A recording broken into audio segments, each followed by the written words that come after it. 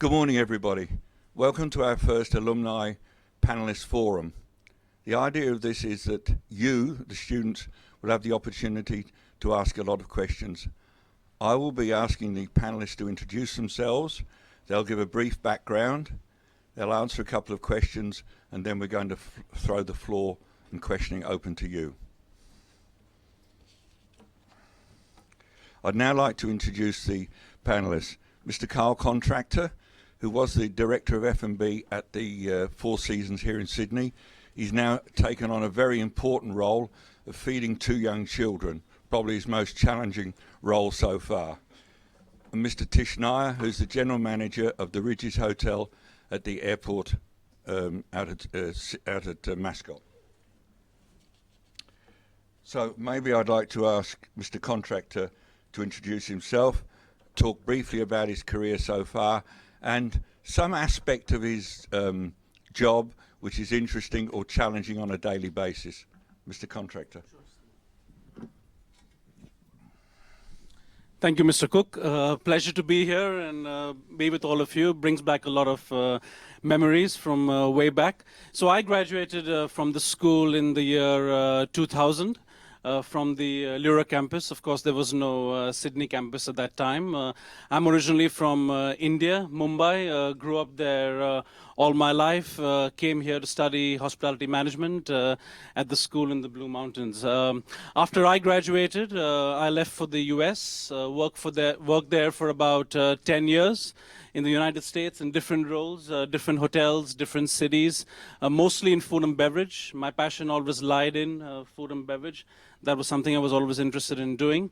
And then moved to Sydney about 7 years ago, and now Sydney is home. My first job in Sydney was at the Hilton. I was a food and beverage manager there, assistant food and beverage manager there before that, and then spent the last 3 years at the Four Seasons here in Sydney as director of food and beverage. And as Mr. Cook recently mentioned, at the moment, I'm a stay-at-home dad for the last 2 weeks. So for me, hospitality means a lot. It's something that's always excited me. It's something that I've always been passionate about, especially food and beverage. And that's what drives me on a daily basis when I'm working in a hotel.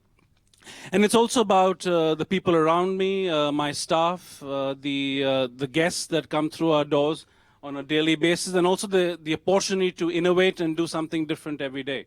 I think that's one of the most interesting aspects of my job on a daily basis. We're always trying to do something different. We're always trying to see what else is out there. We're always trying to balance everything together, look at different departments, how they run individually, and how they all interact with each other on a holistic level as well. Now, is there a particular challenge on a daily basis? I think for me, the biggest challenge is the people management and the guest management and bringing that together. Because we have a lot of, me as a division head, I have a lot of staff under me. We have line level staff, we have management staff. Everybody's at a different level, everybody has different expectations. We have some people who work with us who don't do hospitality as a career, it's just a job to earn money, and they have different priorities. But then we have students like you who come to us in hotels who have career aspirations, and they need to be treated slightly differently. So, and then, of course, we have our guests. Guests have high expectations. It's very interesting that Sydney here is a very different market, even for us in the Four Seasons, compared to other markets. Sometimes people might come from Bora Bora, or they might come to us from Hong Kong, and they might say, oh, how come Sydney isn't as... how come your service isn't as good as it is in Hong Kong, or how come the product is not as good? But then you have to realize that different hotels in different cities are at different levels. For example, the Sydney hotel here, the Four Seasons, it's an old property. It's about 30 years old, so it might not be as flash as this property in Hong Kong. So it can be very different in each different market. Thank you. One thing that I omitted to say was we did have a third panelist, Mr. Frederick Brohez, who's been appointed the General Manager of the new Intercontinental in Double Bay. One of the realities of the hospitality world and business generally is that yesterday afternoon, the owners who have invested several hundred million in the property, said, "We need you here for a meeting this morning." Therefore, he wasn't able to come. So he sends his apologies. He wishes you all well, and hopefully I can organise him to come and speak to you at some time in the future. But that is a reality. Owners have got large investments. They want returns. Maybe I'll now ask Mr. Tish Nyar to talk to you, and he may talk to you a little bit about owners and their expectations in the cycle of hospitality. Mr. Nyar. Thanks, Val, and thanks very much for having me here today. A little bit of background on myself. I graduated from the Lura campus in 1994. At that stage, the campus was just starting up. I think I was in the second semester of the first year that the school was open. So what you see up there now is very different to what we were involved with back then. I have worked in a variety of companies and roles over the years, obviously, starting out as a line staff member at the Four Seasons, which was then the region of Sydney, and that was my first placement and the first hotel I ever worked in. Some very fond memories of the property and of the management style. Back in those days, the general manager's job was very different to what it is now. It used to be a lot of lunches, quite a bit of golf, a lot of after work functions, and a lot of socialisation with clients. While that's still a portion of our jobs now, it is slightly different, and I was always quite jealous because I missed it by about a year or two. Having heard a little bit, I grew up in food and beverage predominantly, banquets, restaurants. Bars, nightclubs, and so on. The main two companies I've worked with over the years have been Accor Asia Pacific, predominantly in their Novotel brand, and I've worked in around about six or seven of their hotels over the years. And the other one is Rydges Hotels and Resorts, whose parent company is Amalgamated Holdings. Having moved around quite a bit in domestically in Australia, I've worked in Melbourne twice, Sydney, in and out, which is my home. Working out of Canberra, Perth, and Queensland and Darwin over the years. I guess some of the key challenges that we face on a daily basis is reiterating the people management side of things, and we deal with, at Sydney Airport and having come from Rydges World Square as well, we deal with 100,000 plus room nights a year. World Square was around about 120, 130,000 room nights. Put a guest density of a 1.5 on there. You're up around that 200,000 guests, and you touch what we call a touch point. You would touch a guest on average no less than around about 4 to 5 times a stay, and that's an arrival, a departure, a food and beverage experience, a housemaid, and so on. You multiply that out by the number of staff, on average sort of around that 100 to 150 staff. You're talking about millions of touch points over a 12-month period, and making sure that every one of those is a positive experience for both the staff member and the guest is a real challenge. The challenges at the moment are dealing with that mixed bag of staff. Some are career orientated, and some of you are familiar with our property because you actually work with us. And some of those are not so career minded, and hospitality is sort of one of those areas that attracts people who are looking for a job while they're going to university and so on. How do you manage that? And in the current day and age, how do you manage that feedback? We opened our hotel about 17 months ago. In the 12 months that we've been open, I've got no less than 5,000 online reviews for the property, all of which have to be answered, all of which have to be managed. Preferably, and thankfully is the case, 85% of those are positive at the moment for the property. But I am actually overseeing another property where only 31% of those are positive. So the real challenge there is making sure that everybody is working forwards, everybody is delivering an experience or receiving an experience, and then managing that feedback flow to and from the guest as well, in a way that will move the properties forward. That all revolves heavily around what Val was saying, and that's the owners who have invested substantial amounts of money in these hotels and need returns. They need to pay the bank, they need to put food on the table for their families, and they expect those returns, and we need to deliver those. So balancing how many staff you have on versus how many guests you've got in versus the asset management of the property and making sure those returns are positive is probably the biggest challenge. And I don't think that's changed since the day that hotel started. Well, yeah, I slightly disagree. I think owners generally have got a lot smarter in the last 30 years. I mean, you were telling me the other day that you're on a almost hourly, 24-hour talking to your owners about returns. They almost know what's going on in the business before you do. I'm not sure if they know what's going on in the business before we do, but there is that constant contact. Our daily flash report goes to all of the owners. I have 2 owners reps because I've got 3 different owners.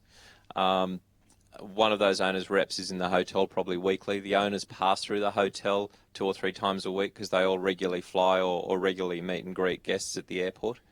And you never know when they're going to turn up or what they're going to do. We did stop short of letting them have access to the duty log. Too much information isn't always the best thing. Okay. But the daily flash report is something that's fairly new for us as far as owners seeing on a daily basis. Okay, thank you. I might now pass back to Carl. If you could just talk from a food and beverage point of view of the challenges of room service against banqueting, against a bar, against all the different services, a multitude of food and beverage outlets. Yeah, sure. In food and beverage division, every outlet is very different from the other. Every outlet has different demands compared to the other outlets. For example, at the Four Seasons, we have a restaurant located in our lobby area that's open for breakfast, lunch, and dinner. Again, each meal period is different from the other. Guests have different expectations at breakfast. They want to be in and out quickly. It's either the buffet option or it's the a la carte option. Then when you go into lunch and dinner, it's a slightly more refined experience. Sometimes people have more time and they're looking for different experiences. It might be a business meeting. It might be a romantic dinner in the evening that a couple comes in for. So again, it's about balancing the needs of the customer. It's about setting staff expectations. It's about also balancing how you do things and how the staff move between the different meal periods. And then you come to a department like room service, where, again, very different throughout the day. For us, our breakfast and our dinner was the busiest meal periods. And then you have lunch, where it's fairly quiet. But then there are different things to do at lunchtime. That's when all the amenities go up to the guest rooms for all our guests, our VIP guests, etc. That's when you do all your mise en place. That's when you set up for the next meal period. So again, it's about, have you rostered efficiently? What are the managers doing? What is the kitchens doing? How are they interacting with each other?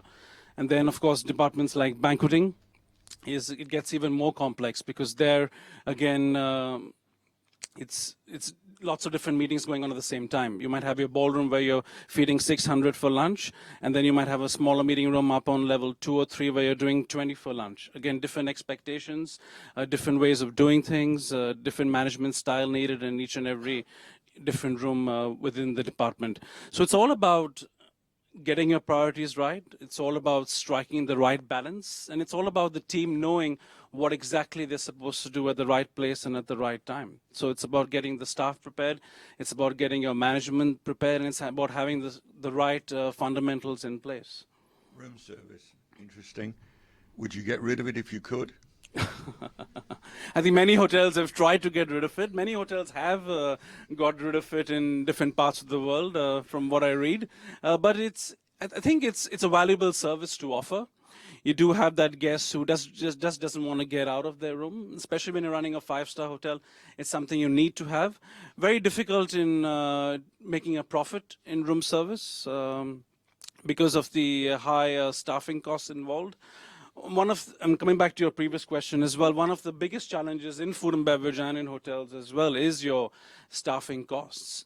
And it's all about striking that constant balance between the service levels you provide and the number of people you can put on a shift. And I think that's one of the was one of the biggest challenges for me. As Tish mentioned, your owners are looking at the balance sheet, your P&L statements, and the staffing usually comes up as a very glaring point there. I mean, at the Four Seasons in food and beverage, we ran at about a 45% labor cost. So when you're looking at a P&L, and when just food and beverage labor is taking up 45% of your costs, there isn't a lot else to play around with. So it's something you have to be very mindful about. Okay, thank you. You may ask Tish, maybe want to comment on food and beverage, but the main question to you is maybe the complexities of bringing a new hotel online, and again, maybe that and dealing with the owners. Yeah, look, having recently opened Sydney Airport, which I've been involved with from a very early stage. I think I looked at my first memo when I started twins, suites, and so on, and what the right balance there would be, right through to opening the hotel. And welcoming our first guest. It's the volume again of touch points and strategic management around that, and being a very good planner, I suppose, is absolutely critical. I took very much the approach of pre-plan the project as much as I could based on historical knowledge, what has always worked well for me in either running or operating a hotel. What are the things that I took advantage of this particular project to try and work on the things that I always hated about operating within a hotel previously, whether that was the placement of storage, whether it was bedding configurations, or how the food and beverage was set up, through to the technology. I was very lucky with the owners that we have. They were quite open to discussions, but those discussions needed to have rationalisations around them. So it was very much a return on investment. An example was the number of king zip beds that we have in the property versus the number of queen beds and so on. They had to invest an extra $250,000 to give me as many king beds as I wanted. In the property, I had to go back with a cost-benefit analysis on that. I had to tell them that it would take them around about 6 to 12 months to get that $250,000 back, because the average room rate was going to be increased by $20. The profitability on those rooms was going to sit at 70%, and so on. So a lot of those discussions took place over time, which was quite positive. We had to do a feasibility around adding a rooftop function space on the hotel, which has been quite successful. The owner said, can we make it work? We had to go back and again do that rationalisation and work very closely with them on that. And then we had to re-engineer the hotel to actually take that extra load and weight on the property. Working with the builders, and then, of course, recruiting the right team for the property. Again, I was lucky enough to have a lot of freedom there. I came up with a strategy of having fairly senior people on board to make sure that the hotel had a very strong opening. That would have involved an additional investment, because those senior people with that level of experience came at a cost to the property. And to make sure that they were well resourced to have a successful opening. Thankfully, it all paid off, and we got the hotel up and running a lot faster than expected. The owners gave us gave me a challenge probably around about 8 months before the hotel was open, after we'd broken ground, which was normally what would happen is there's a few phases in a hotel opening. There's something called practical completion, which is when the builders actually finish building the hotel, and they hand that over to us as the operations team to then fit the hotel off with all of the beds and FF&E and operating equipment and so on. You would then have a period of around about 2 to 4 weeks of that, and during that period you would also get what's called an occupancy certification in Australia, and that occupancy certification then allows you to have people come in and stay in the hotel, fire regulations and so on. The owners wanted to try and trim the budget a little bit there. We had to operate within a live building site with 80 staff and have the first guest welcomed into the hotel the day after the builders had done practical completion. and the same day as practical completion, they did occupancy certification. So I think we did that within 16 hours of each other. Very, very interesting experience. I think that I've got one of the most qualified management teams as far as having what they call a white card, which allows you to actually operate on a live building site, and then put the airport into that as well. It was complex. It was a lot of fun. A lot of probably around about 3 to 4 months of no sleep, but we managed to get it through. I remember we had some discussions very early on, and the balance of occupancy against food and beverage. If you just talk about maybe briefly the first few months where there was a turnaround to what you'd expected. So in any hotel and in any business, it takes a little bit of time to ramp up. We generally anticipate around between 30 and 40% capture of in-house guests. So if you're running at 50% occupancy, the food and beverage isn't that high. What we found with the airport, which we recognised early on in the piece, and added to that, because we had rooms available in the airport precinct, we received flight disrupts from the airlines, which you can imagine at Sydney Airport they're probably not as frequent as people would expect, but there is that opportunity there.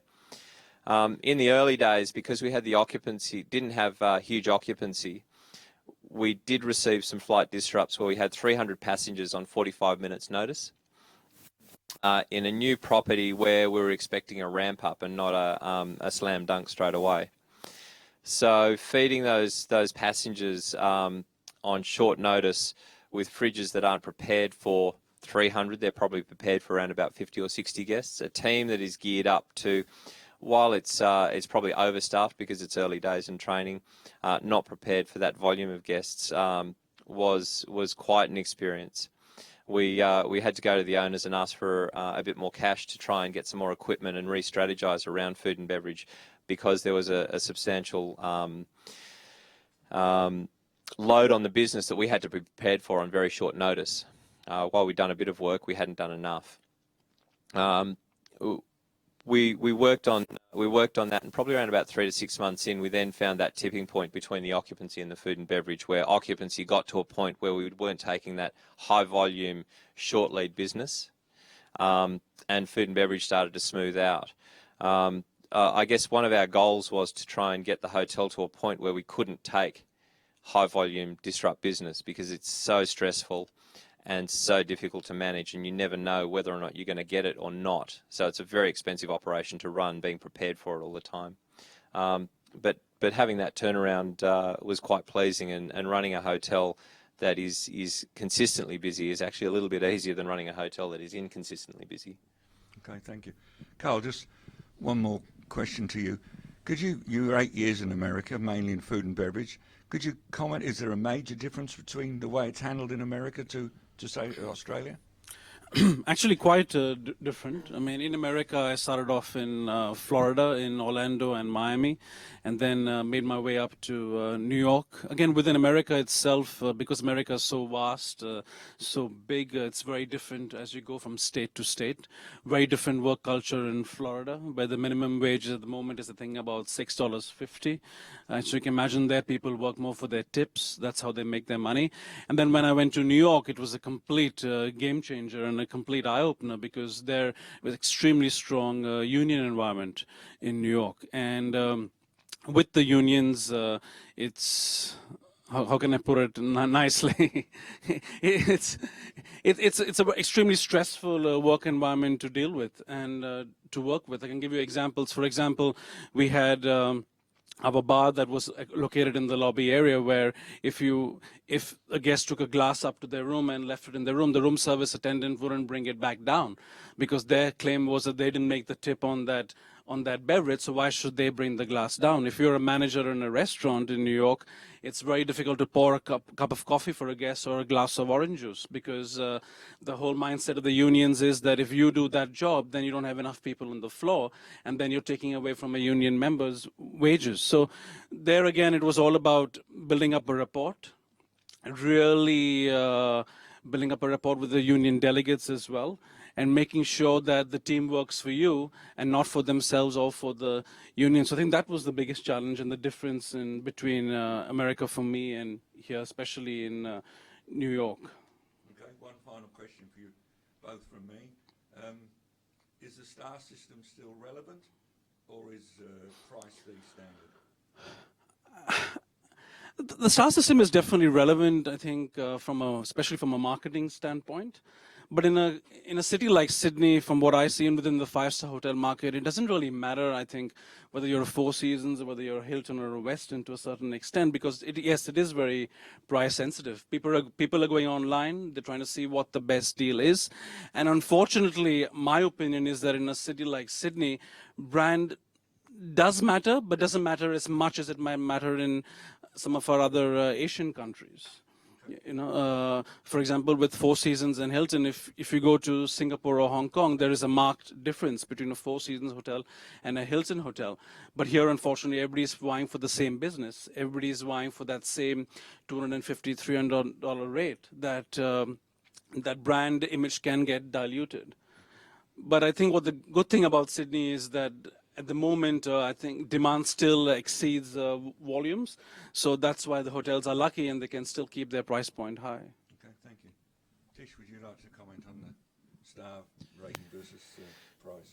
I think the waters are definitely becoming very muddied around the star rating system. Within Australia, AAA, who own and operate and manage that star rating system, which was originally started by the NRMA and those motoring companies, had to go through and review from top to bottom, and it was around about a 5-year process about how they would give a property a star rating. There was unfair advantage as the apartment style hotels came online, because one of the large weightings was what they call available floor space. So that's vacant floor space within the room. An apartment hotel obviously had huge available floor space, but their fit out may not have been as nice as a 5-star hotel.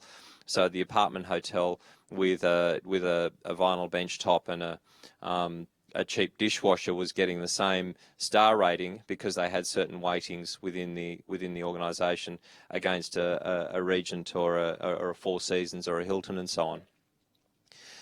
The relevance of the star rating system is still there, as far as a guest will look at that to give themselves some kind of reassurance that they're not walking into a substandard operation versus the brand that's sitting next to it.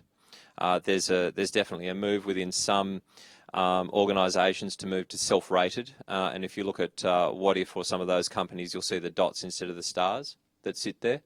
However, the studies have shown that the self-rated properties aren't receiving as strong a rate or business as the officially rated hotels. That study was done a few years ago, so the relevance of that may be dissipating now. The emergence of TripAdvisor and guest feedback in general online is definitely taking some strength there. And the emergence of the boutique-style hotels that you can't really put a star rating on very easily is definitely muddying those waters. So a Citizen M brand property where they've got an 18 square metre room is a very popular property. How do you rate that? How do you give that a star rating? It's very difficult. There's not a lot of space in the room, but it's highly spec'd out. They've got some fantastic food and beverage offerings. They offer at a reasonable price, and you'd sort of, at first glance, you'd put it at 2 or 3, but then you could probably put it in a 4-star rating on some things and so on. So I think that's where it's becoming, it's definitely becoming eclectic and muddied waters. Okay, thank you. Well, now it's over to you, the audience. I think you've heard enough already from these two gentlemen that you could really ask a question on any aspect of hospitality that's important to you. So I'll throw the questioning open to you. So who's going to be the first person? So, yes, certainly, Josh. For Mr. Contractor, actually, I also started off in food and beverage in terms of direction coming straight out of graduating. I wanted to know, for those in the audience might have kind of general management aspirations, whether you think is food and beverage like the best kind of pathway into like general management, or how did you go from food and beverage into then like general management kind of position? So I think the question, the question is a career path. Which department would be best to start in?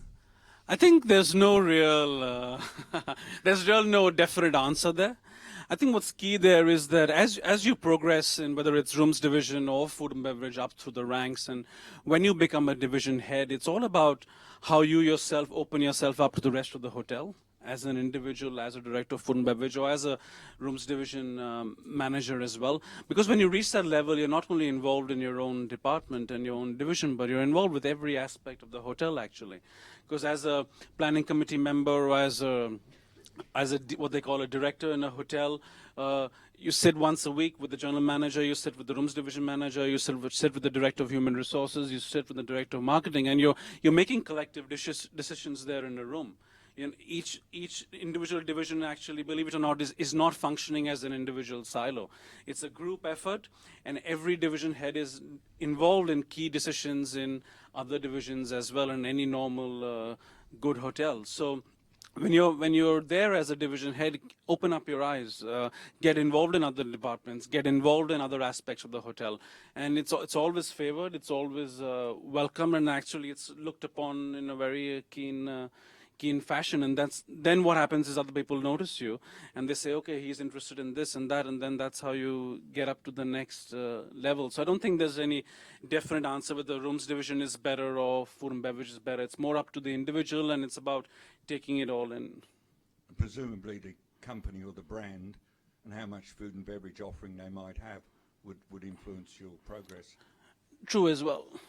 But I mean, usually the bigger the property, I would presume the more food and beverage it would have. So I think it's a pretty level playing field. But then it comes down to individual capability and passion. Okay. Thank you, Josh. Next question, please. Yes. I have a question because, like, for most of us, as we are all foreigners here, like most of us, and I think you started as a foreigner here in Australia. So, like, from your point of view, have you like, have you faced any challenges or any like difficulties being a foreigner, and especially in this kind of travel, like being here or maybe in America? I think for many of you, the first challenge is... So the question is, as a foreigner working in Australia, Right. are there any extra challenges to a national? No, I mean, to put it directly, no. It comes to individual capability. It comes to what you can do as an individual. But I know many of you always have that question on their mind, that if I'm from India, if I'm from another country, how do I stay on in Australia, right? Because the rules keep changing, the visa requirements keep changing. I mean, for example, for me, I couldn't stay on in Australia when I graduated. I had to leave. So that's how I went to America and spent 8 years there. But while I was there, then applied for my residency and came back to Australia. But there is no real hurdle. I mean, depending where you're from. It's up to you as an individual, what you can achieve and what you can do. So... work hard, put your mind in it, and I think you'll as a achieve good school things. we would have observed that, exactly Right, that. yeah. There's no hurdle. No. Another gentleman there. I'm sure when you were in school in the mountains, you were dreaming at some stage with a position like the one you have now. How different or how similar you can say now that the position, the experience is as how you imagine it before? Okay, so we might ask Mr. Nyar to answer this question. Your dreams and aspirations against reality.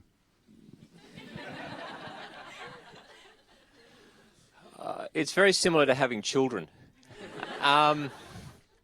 What you expect of tossing the football around in the back garden and having beautiful sunny days and having your children come and welcome you at the door every night as you come home after a long, hard day at work doesn't happen. I guess, look, I've known Val for probably too long now in both our opinions. When I first went to the school, I had this vision of a general manager and what they did, as I said at the beginning of this, and what they actually do. My first general manager's position, I had a professional goal of getting there within 10 years of graduation. I have no idea how I managed to do it, but I did it within 9 years and 7 months.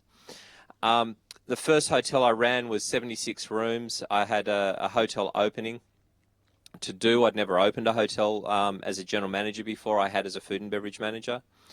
I was working 7 days a week from 7 in the morning till 11 at night.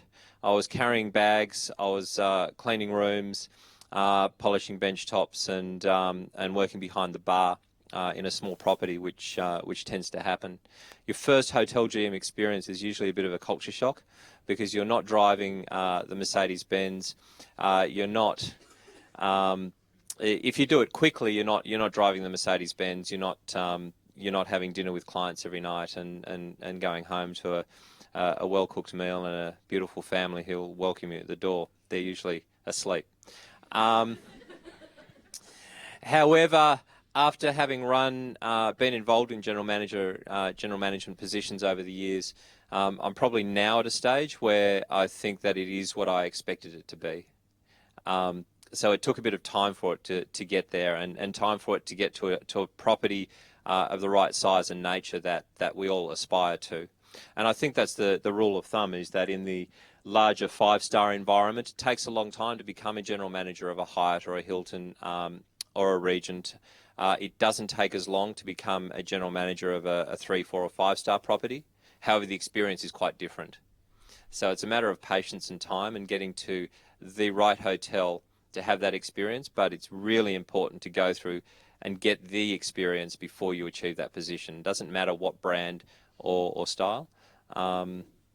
So yes, there were some differences there. And as I said, there were still some tough times with opening a hotel, but it's something that I absolutely love to do. Okay, thank you. Next question, please. Thank you. I have a question for Mr. Contractor. Regarding the hotels restaurant, I would like to know the main difference between a hotels restaurant and a restaurant that is a standalone, just basically restaurant. Okay, thank you. There are some more sub-questions. Oh, sorry. I would like to know also the compromise that you have to make in a hotels restaurant.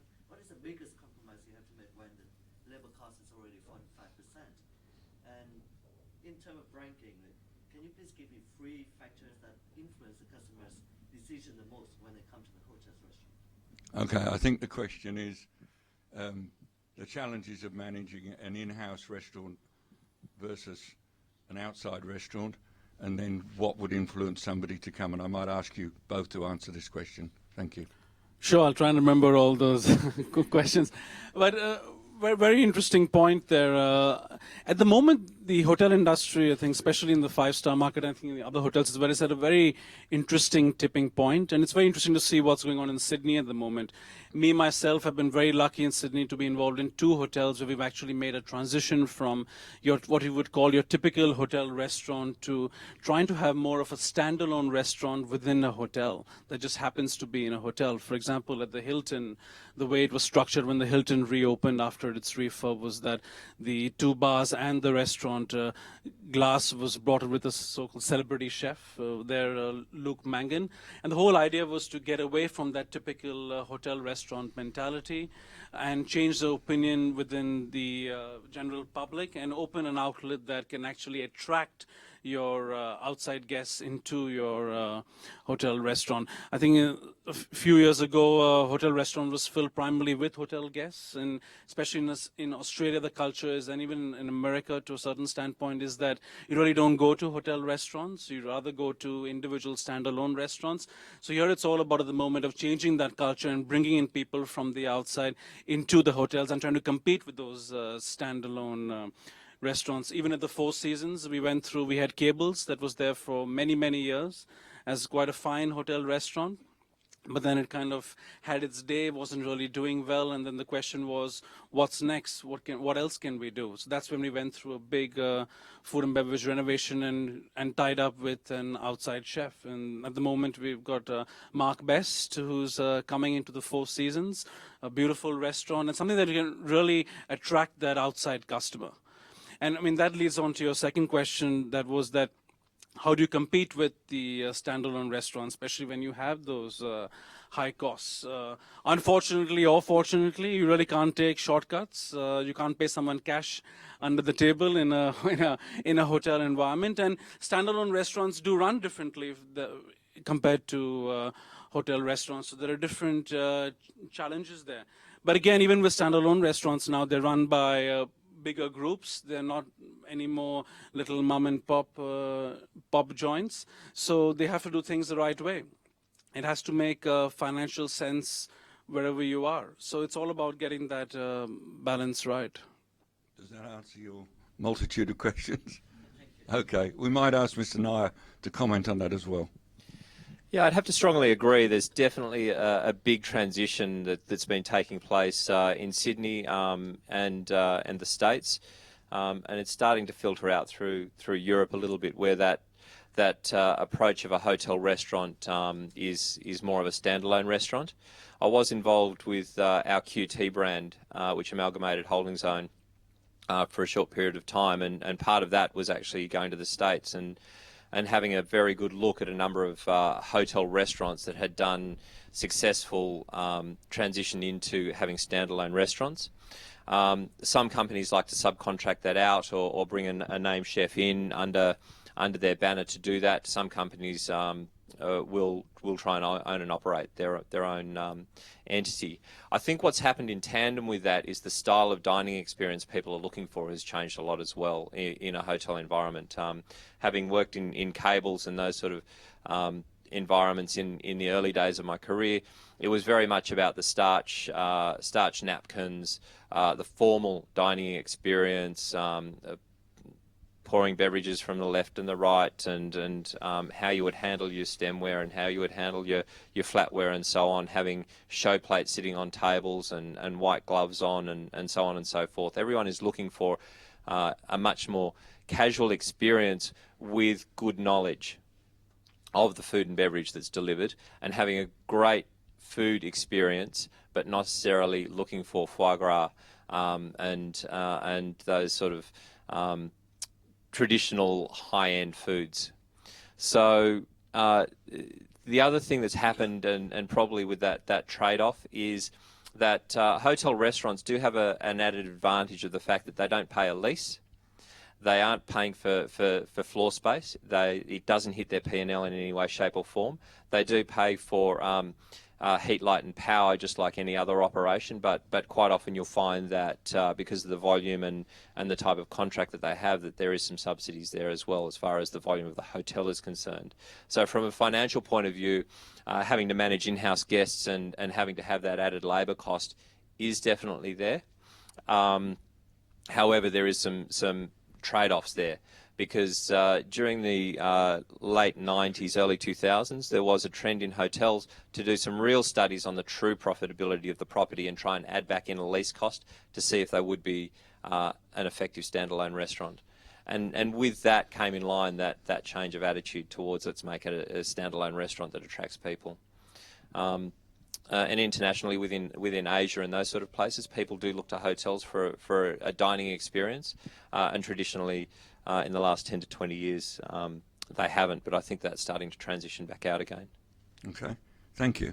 We're getting a lot of food and beverage questions. Anybody got any general management questions or occupancy questions? That's where you're going to make your money. Thank you. When you're looking to hire a new manager or someone in a supervisory position, what type of attributes and experience are you looking for? Like what type of skills do you want that person to have? So the question is, when you're looking to hire a supervisor, what are the key things that you're looking for in that person? Maybe we'll hand that to Mr. Nyar first. I guess the first attribute is definitely presentation, and I'm not talking about do they have clean clothes on and so on. That's pretty much a given. I'm talking about their confidence and their ability to present well in front of a guest. Without that confidence in that front, it's a lost game to some extent, unless they're in a back of house position. So I'm talking predominantly about a front of house position, whether it's food and beverage or rooms division. That ability to manage that multitude of touch points and the particularly difficult guest is absolute key to a successful manager. Supported by that, if they have the skill set and the knowledge, that's a great second. So I've seen it a number of times where I've unsuccessfully recruited someone with exceptional technical knowledge and without that front, because they don't have the ability to deal with the guests and they don't have the ability to deal with the staff. And it's such an organic business that your ability to manage with those is key to it. If they don't have that and they have strong technical skills, we'll tend to put them into other key positions. A revenue and yield manager who doesn't deal with a guest, I'm not looking for people with an ability to deal with other people. I'm looking for people who've got the geek factor, for want of a better politically correct term. Someone who can analyse and drill down and look at things differently. Okay, thank you. Carl, would you comment, please? I think attitude is key. I think when someone walks in, whether it's a line level position or a supervisory position, like you mentioned, attitude is key. Attitude is something that comes from within, so that's something definitely I look for. That's something I believe that cannot be taught. Yes, skills can be taught. You can teach someone to carry 3 plates, but it's all about the attitude and coming in with the right persona. I think that's what goes a long way in the end. Okay, thank you. This lady here, please. So I would like to know, because very often nowadays it's said that, especially what you also have been mentioning, that the attitude is much more important than the technical skills. But still, in a lot of departments, for example, front office, we are told that it's basically not possible for us without prior long experience in that department to get into that department. So I sometimes see that when it's those questions are asked, it's always said that the attitude is the most important point. But then when it comes to the application, that mostly it's rejected because of missing experience. So how do you think the best approach to those departments would be? So I think the question is, a frontline position such as a GSA, the things that you said about attitude, but when it comes to getting the job, you don't have enough experience.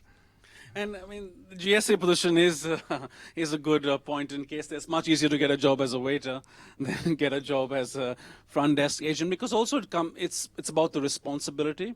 And again, at the front desk, you're dealing one-on-one with the guest. You need to be at a certain different level. So it is sometimes a catch-22. Hey, I'm new. This is the department I want to get into, but you're asking me for experience. And how can I have experience when I've just graduated? So, but very often then what people do is, for example, they get into a back of house position like PBX or reservations, and then make their way up to the front desk. So it depends on sometimes a little bit on about luck as well, on where you can get in and how you can get in. Sometimes you start off, as Tish mentioned, in a 3-star or 4-star property, and then work your way up to a 5-star property. So I think it just depends on each individual property and where you go. Yeah, I don't know. I've never really understood why it was so hard for people to get GSA positions, particularly today with modern technology and the people applying for those positions and their ability to use systems. It's been a mystery to me as well. I think that mystery's been around for a very long time, because it existed in my day as well. My day. I'm hoping that it's still my day. We asked the same questions when we were sitting in your seats 25 years ago, 20 years ago. How do I get into front office? I guess at the moment I've got a case in point where it's a little bit of serendipity, where I was on a cruise with my family on a holiday.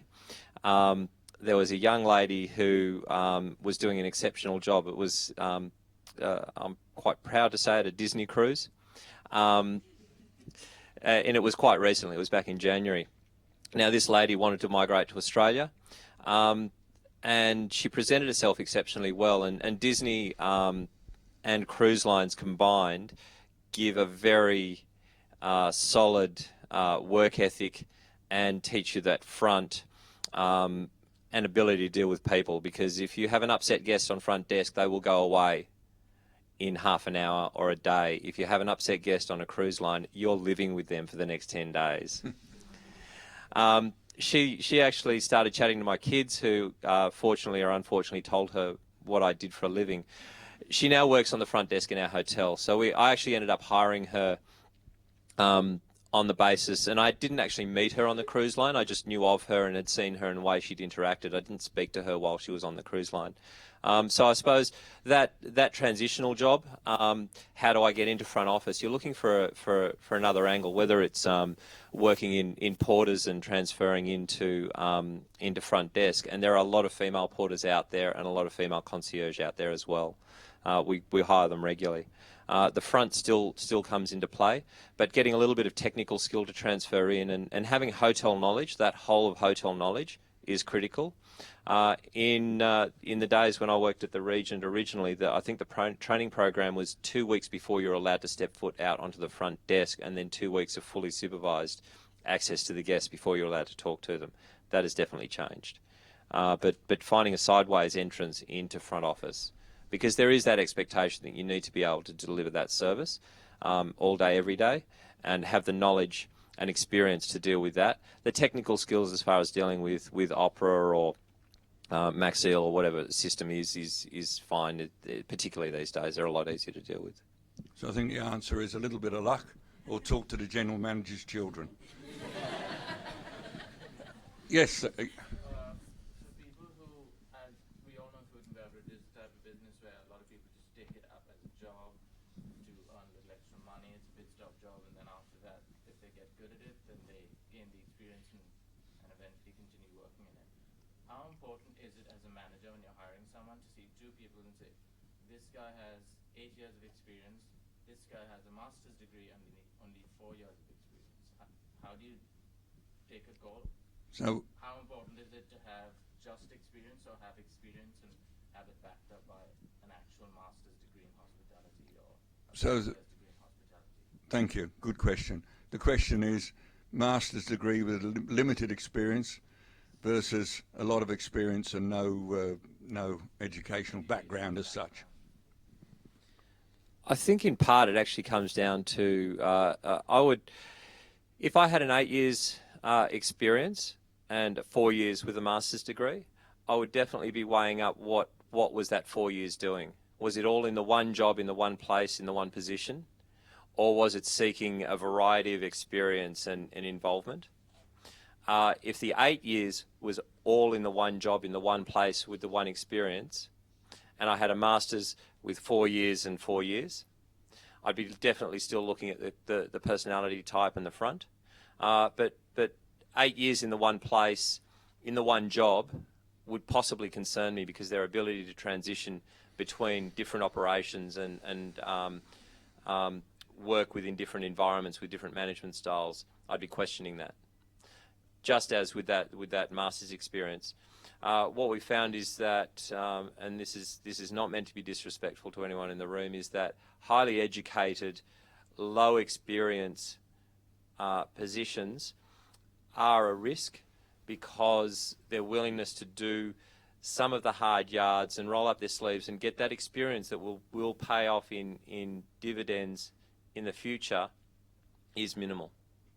So you do need to get that experience. You cannot be a general manager and take care of your teams effectively without knowing what they go through on a daily basis. It doesn't give you the analytical skills, it doesn't give you the approach, and it doesn't give you that sympathy and empathy that you can provide to people when they've had a tough day on the desk. Thank you. Carl? I'll answer that slightly differently. I think, what you're doing here is extremely valuable. I think what we did in school up in Lyra was extremely valuable, because remember, when you've done that master's degree, yes, of course, when you're hiring, they might see you differently, but it's also about what happens to you as an individual once you get into the job. Even then, and even 2-3 years later, or even today for me, I still relate to things I learned while I was in school. I think the school here is equipping you guys with some fantastic knowledge base, and some of that you won't learn on the job. And that's when you have the advantage compared to somebody who's been in the industry and not qualified is where what you can relate to from what you learned in the classroom and really put that into effect on the job. When you get into the job, you might say, oh, they taught me this and they taught me that, and be surprised. Might not be relevant today, but suddenly might become very relevant 5 years later when you change positions or when you're in a different position with more responsibility. So I think that's really valuable as well. And I think you may disagree that you're looking at the potential, the person with the master's degree, if you can see them as being a loyal to your company and that you might be able to move them on, then you would presumably look at the person with the master's and say, well, they've got some experience, I can promote them in the future. Yeah, absolutely. Can I just clarify? Sorry. Yes, certainly. I just wanted to clarify something within what I said. A master's degree shows dedication to and willingness to progress within their career as well. So it's that willingness. You've spent a number of years studying and developing yourself, and I fully support some of the comments that some of the education you're receiving now you won't use for a few years to come, but it will become very relevant. I still have the textbooks that I had when I was at hotel school, and I went back and did my advanced diploma about a year or two after graduating. It is that education is very important. It's the whole package you're looking for. You're looking for the master's degree, absolutely. There's definitely career potential that can be gained out of that, and you're looking for some experience as well, because both of those combined will give you a very powerful employment opportunity. Thank you. Young lady. I have a question with what you actually said. You said that you look for a person that has different positions. You mean in the same department? You mean in the same company? Or can it be in different company? Because I think new generations do skip very much jobs. They change fast their loyalty. Okay. To say so. I think that Would it be relevant to stay in the same position, not the same position, but in the same company, or would you look for someone that has actually moved around, let's say, to 8 jobs in 4 years, or would you stick with someone that has had 4 positions in 8 years? I think the question is, are you looking for brand loyalty, or are you looking for a series of experiences with other brands? I think that's a brand DNA question, and when I say that is that each brand does have its own DNA. Hilton, Hyatt, Four Seasons, Rydges, pretty much any hotel company, and it took me a while to work that out, has its own style of management. Now, when you're asking about jumping around, I would be looking as to why they're moving around, and was it strategic or was it forced? Was it forced because they didn't like doing what they were doing?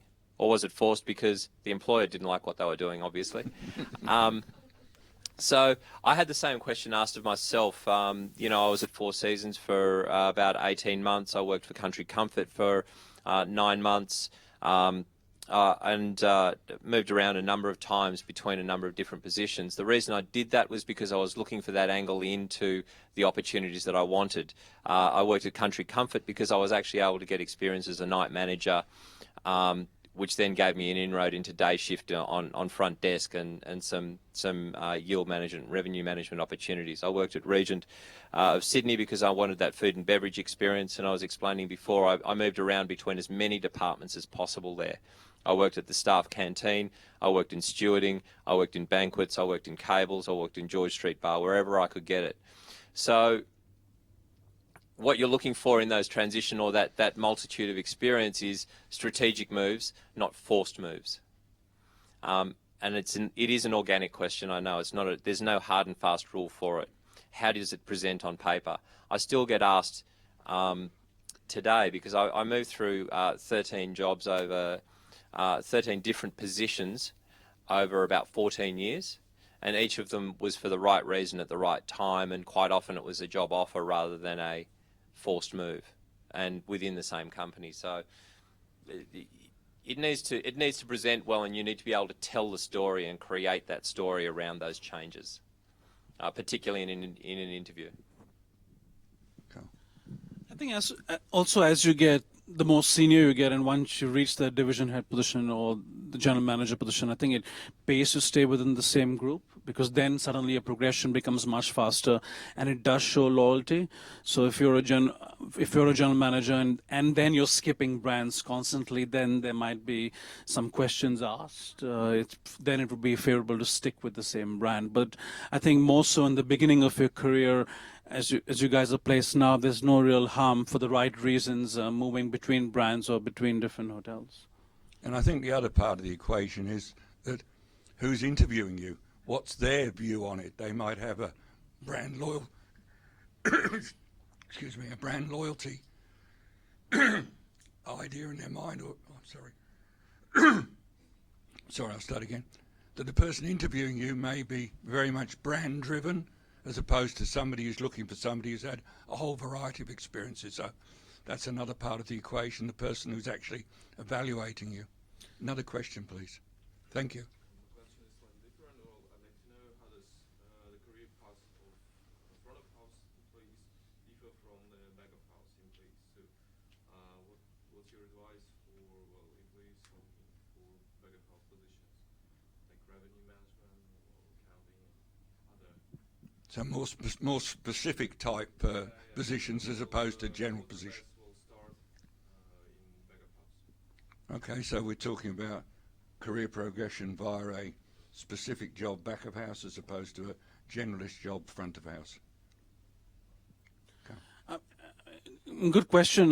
Very often, I think back of house positions are not seen in the same light as front of house positions. I mean, how many of you sitting here are thinking of getting into accounting or thinking of getting into housekeeping, for example? I think always food and beverage or front office or the front of house positions have been seen as more of the glamour positions. But in today's hotel world, I think the opportunities exist wherever you look within different departments in a hotel. I mean, I've seen accounting, people get into accounting as junior accountants and work their way up to being director of finances within hotel groups or within hotels. I mean, it's the same with sales and marketing. Very often it's a bit intimidating, or it's difficult to get into sales and marketing, especially from a graduate level, because you have to get in as maybe an assistant to a sales manager, etc. But I think the rewards can be equally fulfilling, whether you go through a back of house position or whether you go through a front of house position, because the hotel, the way they function today, it's such a small environment and everybody works so closely knit with each other that the opportunities, I think, are endless, whether it's front of house or back of house. Tish.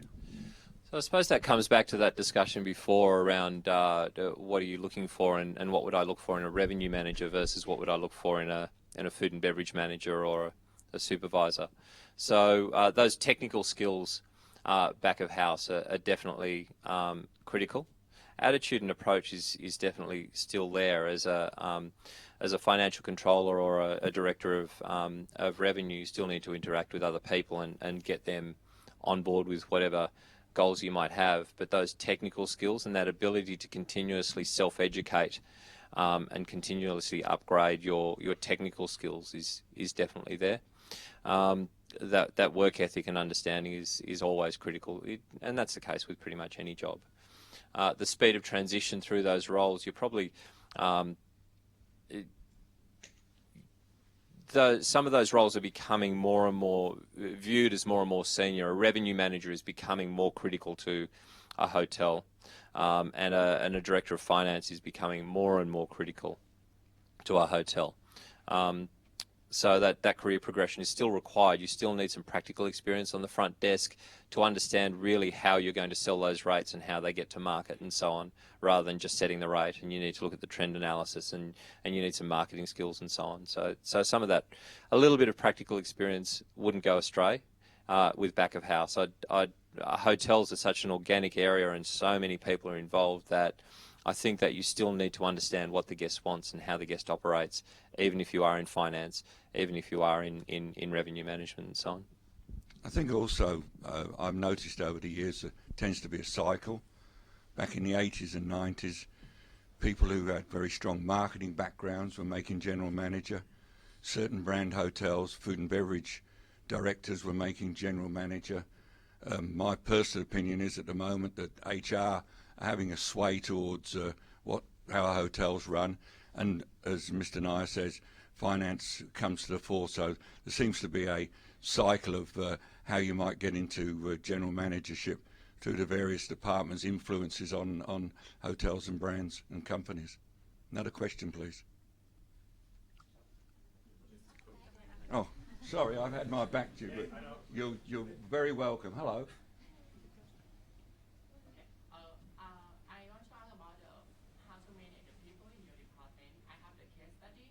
For example, as you are the head of department, and then you hire a new valuable supervisor who has can have a capability, experience, and then she or two people in your level staff who have been working in the hotel for more than 20 years, try to challenge her or him.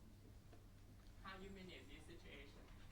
So you're saying two very experienced people within the hotel challenge a new supervisor. How do you handle that? on a daily basis, no doubt. Yeah.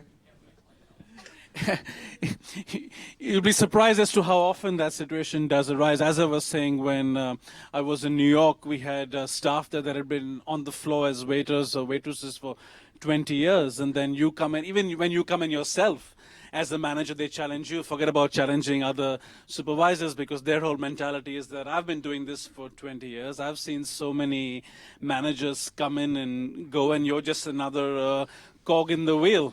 So, but it's all about, I think, gaining respect and gaining trust there. It's all about, I think it's twofold. It's about saying that, hey, I'm in charge, but then also gaining respect at the same time. So saying that, hey, I've come from where you've come from, I can do what you can do, and I'm here with you to guide you, but also I'm in charge. I think it's really important that it works both ways. So the person knows that ultimately you're in charge, but also the person knows that you're ultimately there to help them and take on board any suggestions they have as well. So it's about gaining that two-way respect. What do you think, Tish? Has anyone in the room ever tried to put an octopus in a string bag? It doesn't work that well. It's been an age-old challenge, and I think we've probably both faced it over the years in our own careers. Stephen Covey in his Severed Habits said, always seek to understand before being understood. And that's very much the case with anyone coming into a new operation. Seek to understand the dynamics of the people that you're dealing with, and spend a little bit of time just getting a feel for the landscape. Anyone who tries to come into an operation and doesn't understand that there are two key players who've been operating in that environment for 20 years and tries to come in from a level of power without gaining their respect probably doesn't necessarily need to be in that position. The supervisor would be at fault in that case. If they've sought to understand and work with and gain the respect of those staff, and then work their way through the operation, work their way in, and that should generally take a week or two. It shouldn't take months or years. You'll usually find that gaining their respect doesn't take that long if you've hired the right supervisor. If you've hired the wrong supervisor and they're trying to throw around written warnings and demanding that people do certain things that they haven't done or out of character for them for the last 10 or 20 years, that person doesn't really understand or probably have the people skill set to operate in that environment. So you definitely look at both sides of the case. How has that supervisor gone in and tried to gain the respect, and how has that pushback been happening? And sometimes the poison in the business is the 20-year employees, and sometimes the poison in the business is the supervisor. And you need to take a very critical eye to both of it and stay open-minded to both sides of that argument. Because it's in the good of the business that you need to work. So gain their respect and move forward. Gain their respect and don't move forward, then you've still got a problem. A very tricky situation. First of all, macroeconomic question. There's a lot of talk about the growth in the number of Chinese visitors in Australia in hospitality. How do you get your staff ready for that, and how do the hotels can get that market? So I think the question is, are you China ready?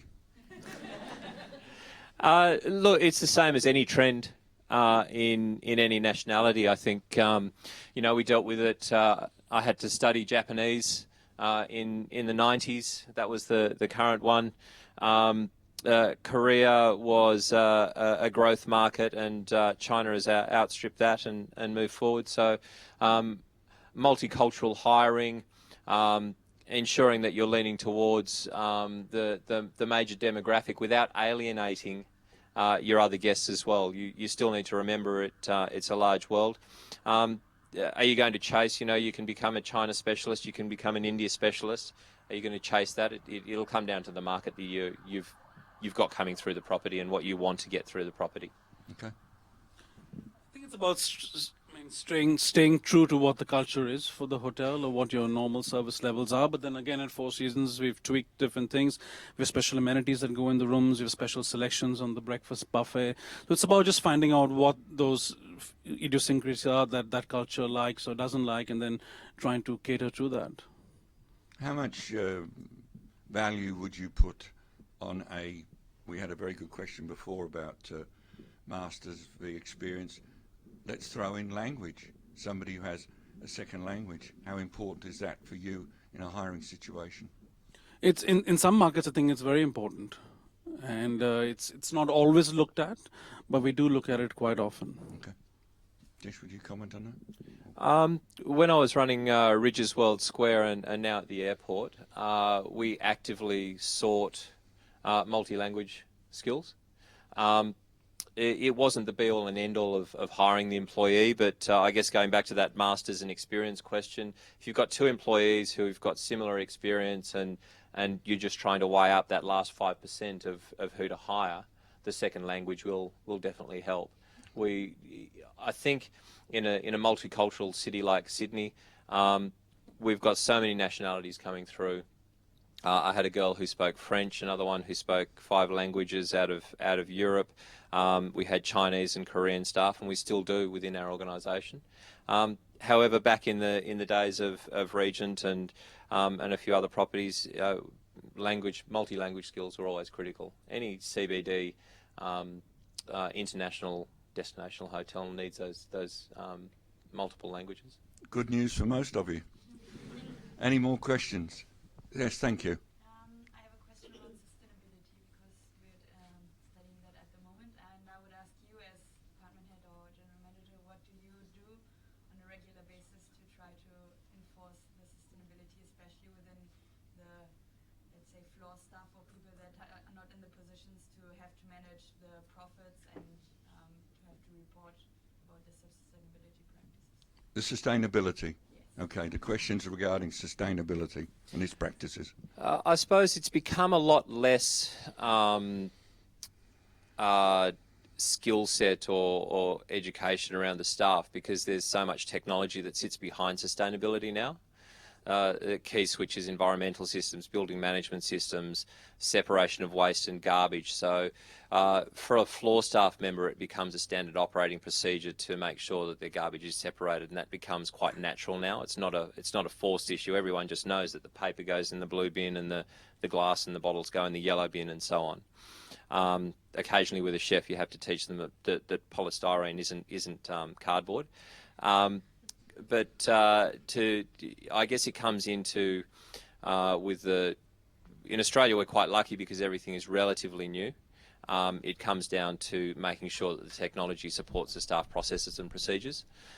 Then it also comes down to the normal things like making sure that the correct chemical selection is in place and it's organically friendly and the right mix of chemical is used and so on. Lights on and off, it's becoming LEDs and motion sensors rather than switches, so it's not as reliant to educate your housemates to turn things on and off as they walk in and out of offices. So it's not an educational issue now to teach people that the air conditioning goes off out of hours, because it just does. So it's becoming a lot simpler. As a new hotel, we put in what's called a cogen plant, and we're the only hotel in Australia to have that, where it's a gas-fired electrical plant. It contributes back to the grid. It also uses a heat exchanger to heat our hot water and all of those sort of things. So that's becoming quite natural and normal. in hotels now. It was a big forced effort and a big transition probably in the 90s and early 2000s. Carl?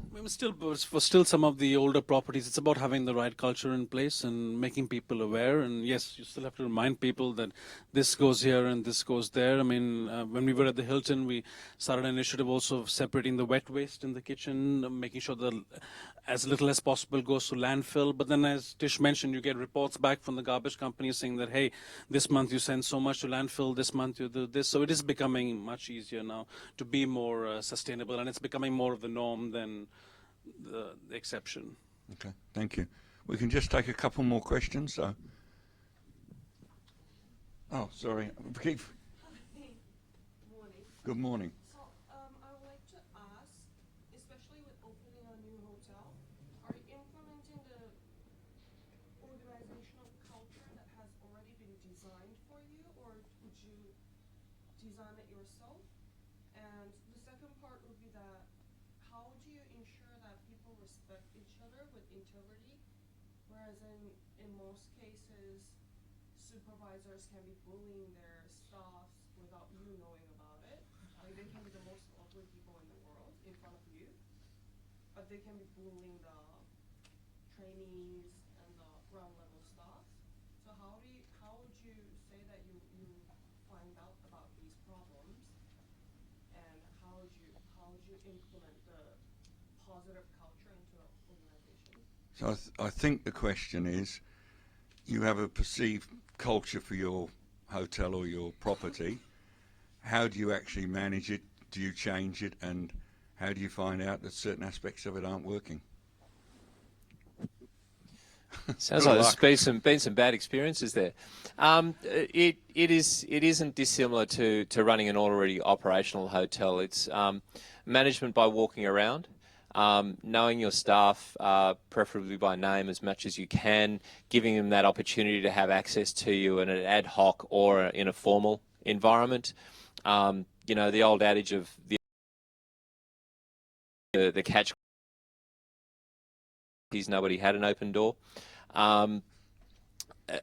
As a leader of a business, you're looking to make sure that everybody knows who you are, that you're approachable, and that you know who they are and that they have a value to you. Through staff inductions and so on, making sure that they understand that in a formal environment and having that reiterated through staff handbooks and those sort of things.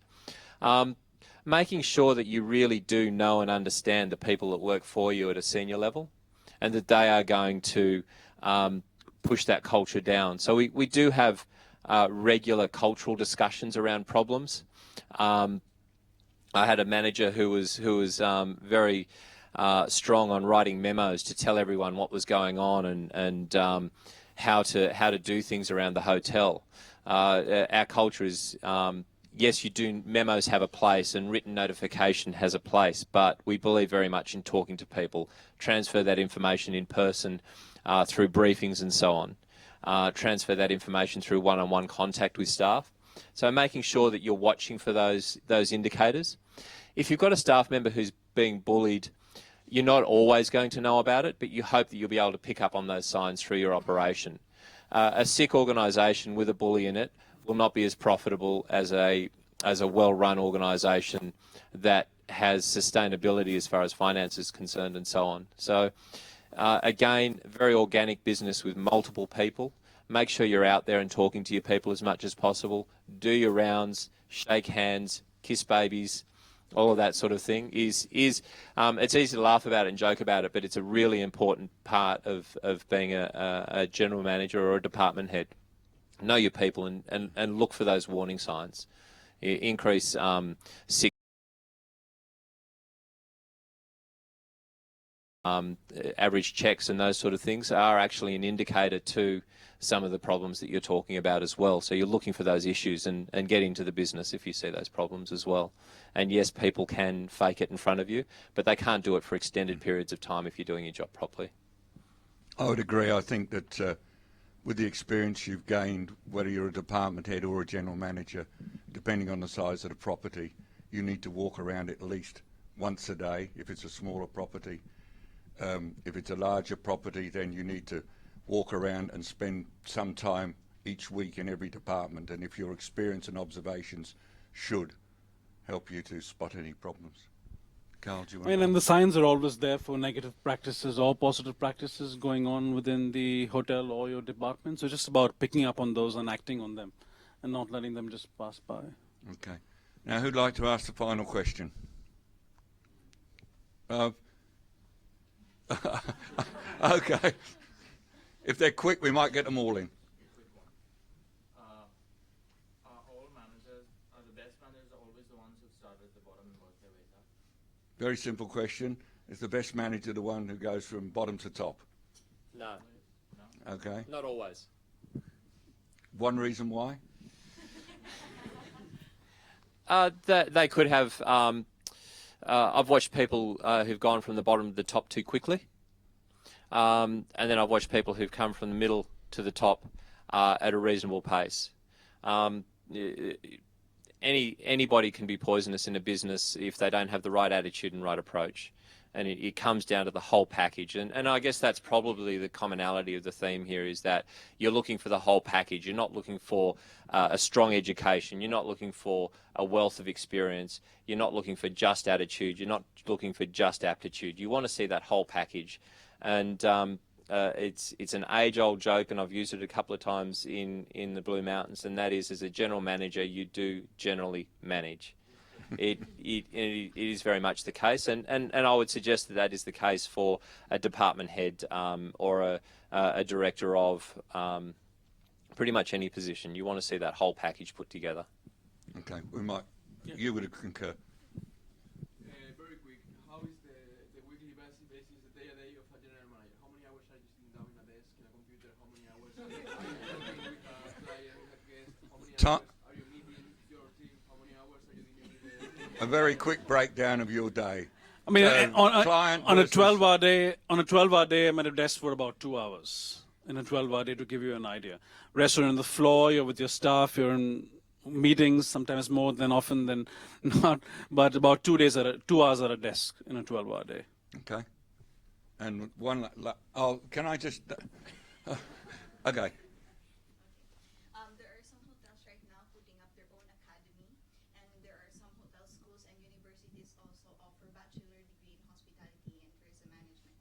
If I were to put up a school, and if you would like to contribute to my curriculum as a general manager, what is specific subject that you would like to add up in my curriculum so that a graduate of my school would be like global ready when they enter the hospitality industry?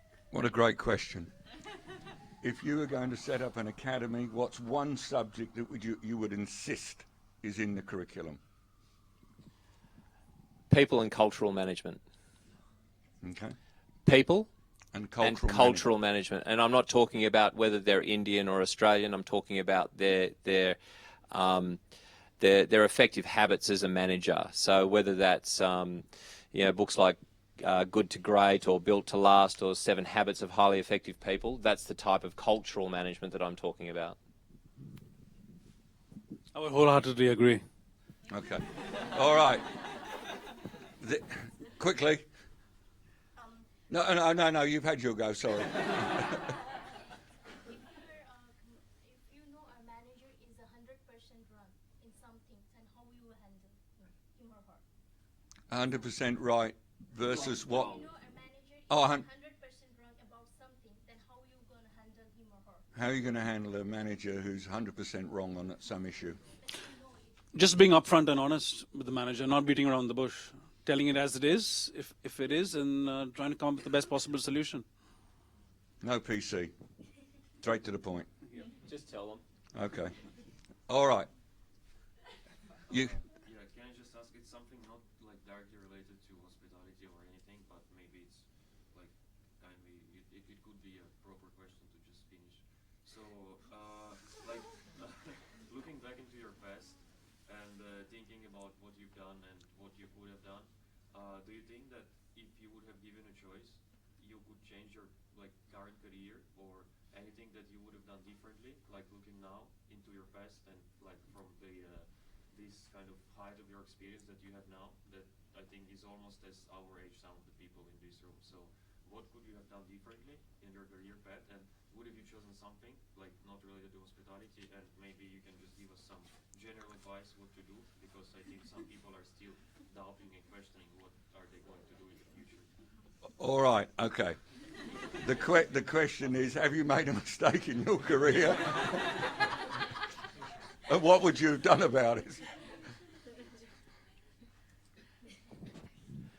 I've made plenty of mistakes. I'm in a career that I love and enjoy. I have a great family. I have a good work-life balance now. The mistakes that I've made have made me who I am today. So would I have changed those mistakes? In some cases, probably. In some cases, possibly. But experience is a fantastic teacher. Hindsight is a very cheap but also a very expensive teacher. If you don't have those experiences, they don't make you effective. You cannot get to anywhere without making mistakes. I have no regrets. Okay. Mr. Contractor. I mean, no regrets. Don't feel afraid of doing the hard yards. I mean, everybody questions hospitality. I mean, as you mentioned, is it the right industry? Does it pay well or not? Or should I be a banker or a lawyer? But it's, I mean, you've got into the industry for a reason. You're sitting in this classroom for a reason. You obviously have the passion. You have the excitement from the industry. So stick on and you will do well. And if you put in the work, it will come to you. All right. Now, you sort of spiked my last question, but if both of you care to give one piece of advice or a prediction for the future of hospitality, a brief reply. I think world. So and it's a very close-knit industry, wherever you go, even on a global scale now. So keep your friends close, keep your enemies closer. But no, I mean, work hard. Be dedicated, and it will happen for you as an individual. Don't be worried about, can I be a general manager in 3 years, or will I be the vice president in 5 years? Just do what's right now, and the rest will follow through. Thank you.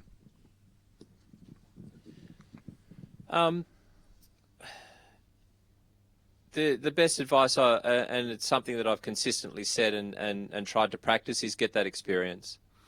Whether it's cross-brand, internal, inter-brand, get the experience, because I came out of hotel school thinking I was going to be a rooms division manager, and I stayed in food and beverage for around about 10 years. I didn't touch rooms division for very long at all. I also tried a few different brands because I found out that there is differences between those brands, and I found a brand that I know and enjoy, and the second time around I've just nearly clocked up 14 years with it. So find a company that you enjoy working with, find a job that you enjoy doing, and you'll be successful. And rightfully said is, don't necessarily worry about tomorrow, but do a good job today, and tomorrow will take care of itself if you continue to do that. Well, thank you very much. I'd like to thank both of you for your time out of a very busy schedule.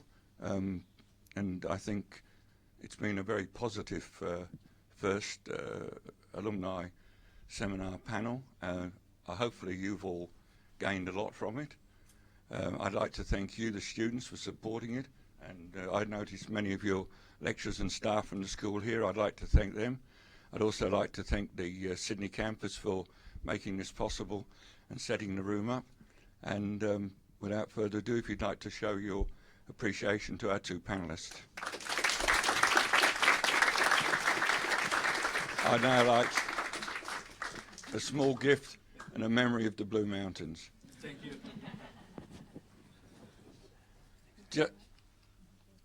Thank you very much. That concludes. If would anybody like to make a comment? And we're open to criticism, we're open to praise. Has this worked? Was it worthwhile? Good. Thank you very much.